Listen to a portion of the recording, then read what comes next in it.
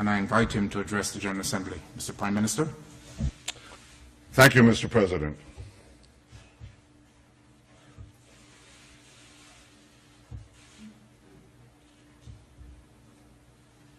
I feel deeply honored and privileged to stand here before you today representing the citizens of the State of Israel. We are an ancient people. We date back nearly 4,000 years to Abraham, Isaac, and Jacob. We have journeyed through time. We've overcome the greatest of adversities. And we reestablished our sovereign state in our ancestral homeland, the land of Israel. Now, the Jewish people's odyssey through time has taught us two things. Never give up hope. Always remain vigilant. Hope charts the future. Vigilance protects it. Today, our hope for the future is challenged by a nuclear-armed Iran that seeks our destruction. But I want you to know that wasn't always the case. Some 2,500 years ago, the great Persian king Cyrus ended the Babylonian exile of the Jewish people. He issued a famous edict in which he proclaimed the right of the Jews to return to the land of Israel and rebuild the Jewish temple in Jerusalem. That's a Persian decree. And thus began an historic friendship between the Jews and the Persians that lasted until modern times. But in 1979, a radical regime in Tehran tried to stamp out that friendship. As it was busy crushing the Iranian people's hope for democracy, it also led wild chants of death to the Jews. Now, since that time, presidents of Iran have come and gone. Some presidents were considered moderates, others hardliners. But they've all served that same unforgiving creed, that same unforgiving regime. That creed that is espoused and enforced by the real power in Iran, the dictator known as the supreme leader. First Ayatollah Khomeini, and now Ayatollah Khamenei. Ladies and gentlemen, Israel will never acquiesce to nuclear arms in the hands of a rogue regime that repeatedly promises to wipe us off the map. Against such a threat, Israel will have no choice but to defend itself. I want there to be no confusion on this point. Israel will not allow Iran to get nuclear weapons. If Israel is forced to stand alone, Israel will stand alone.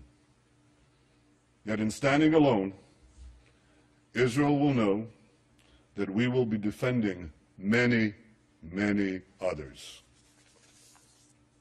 The dangers of a nuclear-armed Iran and the emergence of other threats in our region have led many of our Arab neighbors to recognize, finally recognize, that Israel is not their enemy.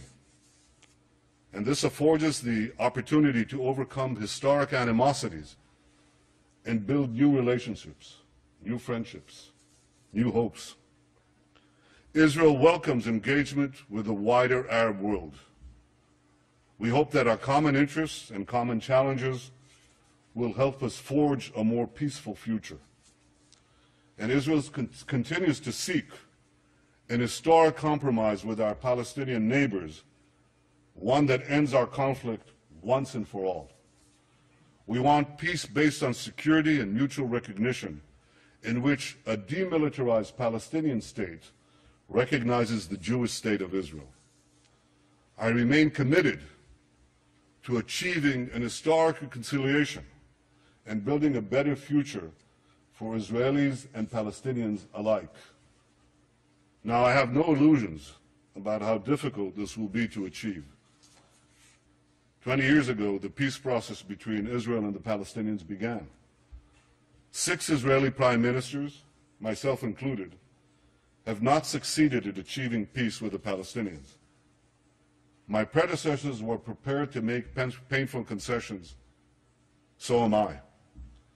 But so far, Palestinian leaders haven't been prepared to offer the painful concessions they must make in order to end the conflict. For peace to be achieved, the Palestinians must finally recognize the Jewish state, and Israel's security needs must be met. I am prepared to make an historic compromise for a genuine and enduring peace, but I will never compromise on the security of my people and of my country, the one and only Jewish state. Ladies and gentlemen, one cold day in the late 19th century, my grandfather, Nathan, and his younger brother, Judah, were standing in a railway station in the heart of Europe. They were seen by a group of anti-Semitic hoodlums who ran towards them, waving clubs, screaming, "Death to the Jews." My grandfather shouted to his younger brother to flee and save himself.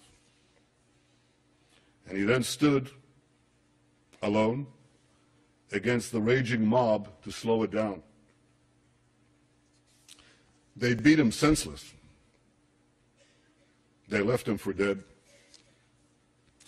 And before he passed out,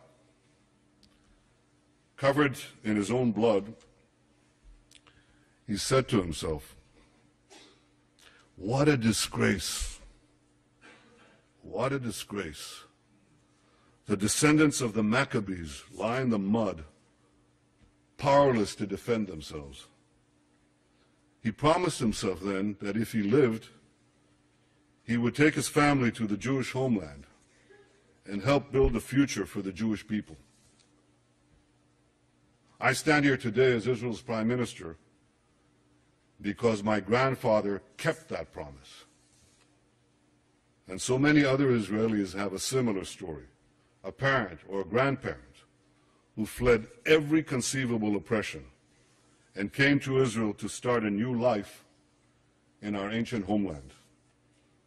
Together we've transformed a bludgeoned Jewish people, left for dead, into a vibrant, thriving nation, defending itself with the courage of modern Maccabees, developing limitless possibilities for the future. In our time, the biblical prophecies are being realized. As the prophet Amos said, "They shall rebuild ruined cities and inhabit them. They shall plant vineyards and drink their wine. They shall till gardens and eat their fruit. And I will plant them upon their soil, never to be uprooted again. Veshavti et shvut ami Yisrael, ובנו ערים נשמות וישבו, ונטו כרמים ושתו את יינם, ועשו גינות ואכלו את פריים, ונטטים על אדמתם, ולא ינטשו עוד." Ladies and gentlemen, the people of Israel have come home never to be uprooted again.